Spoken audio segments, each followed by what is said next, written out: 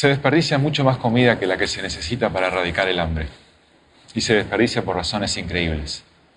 Porque está estéticamente fea. Imagínate este tomate mitad verde, mitad rojo, o esta zanahoria torcida. Muchas veces no llegan a los supermercados o a los retailers porque piensan que no la vamos a comprar.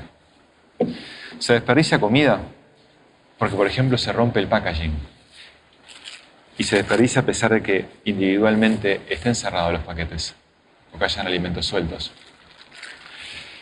Se desperdicia comida porque está por vencer. Imagínate un litro de leche que va a vencer el martes, nadie lo compra un domingo. Eso es un montón de comida, es muchísima comida, es más de un tercio de toda la que se produce en el mundo. Son más de 1.300 millones de toneladas. Y sin embargo hay más de 2.000 millones de personas que no tienen dinero para comprarse un plato de comida sana todos los días, que padecen lo que se llama inseguridad alimentaria.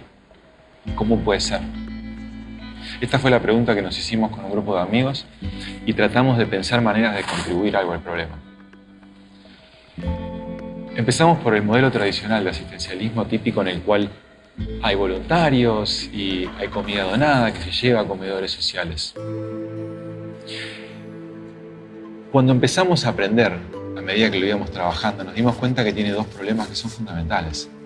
El primero es que llega poca comida sana, porque a los productores en general les es más económico tirar el alimento que donarlo. Imagínate un productor de frutas y hortalizas que dejan la comida en el suelo porque no pueden pagar los costos de recoger esa comida y llevarla a un centro de donación. O a un productor industrial que tira el alimento en vez de donarlo por los costos logísticos de hacerlo accesible. Esto sobre todo en países donde no hay incentivos fiscales para donar la comida como los nuestros. Entonces, si querés acceder a comida sana, tenés que comprarla, no hay otra.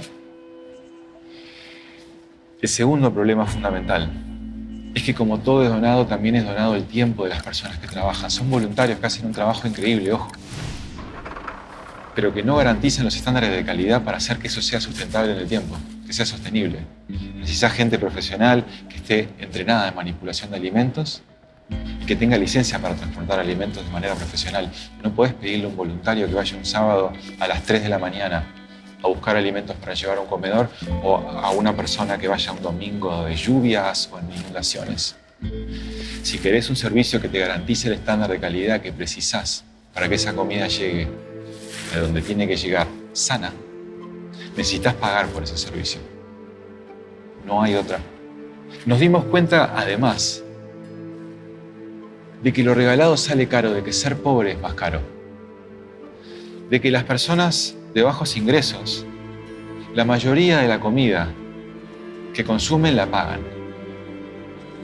Solo una minoría les llega donado. Y la verdad es que lo que termina pasando es que como es muy poca la cantidad de comida que reciben donada, la pagan más caro que todos nosotros por la cantidad de intermediarios que hay. Pagan más por comida. Ser pobre es más caro. Y como es más caro, terminan comprando alimentos de menor calidad que son los más baratos. Y eso solo perpetúa el ciclo de malnutrición. Nosotros aprendimos que el modelo de la donación y del voluntariado son excelentes para cuando hay periodos de emergencia, como recién lo demostró el COVID. Pero no alcanzan para sacar a la gente de esta encerrona macabra que los tiene pobres y mal alimentados.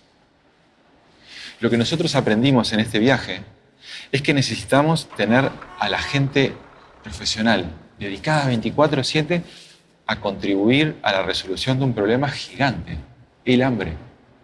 Entonces, teníamos que tener gente invirtiendo en investigación y desarrollo, en tecnología, en desarrollar procesos, para poder garantizar algo sustentable en el tiempo.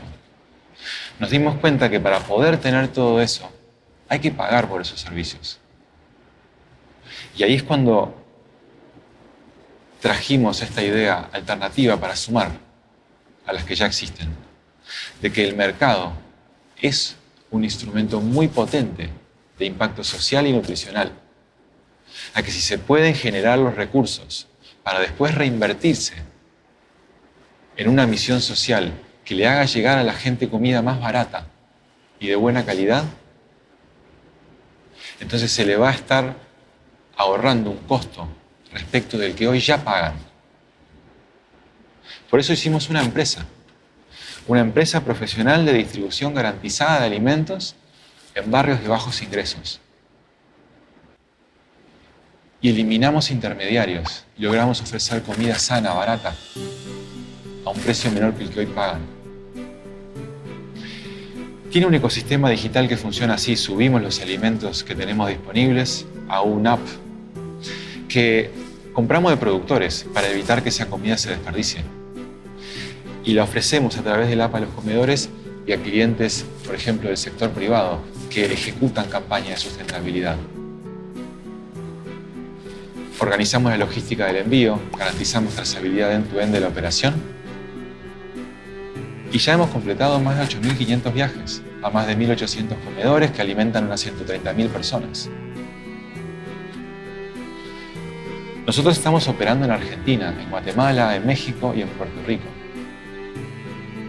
Y aprendimos en todo este viaje que el mercado es un instrumento muy potente de impacto. Aprendimos que si no tenés con qué ni cómo, no va a haber menos hambre, va a haber más hambre. El enemigo, el demonio, no es el dinero, es el hambre.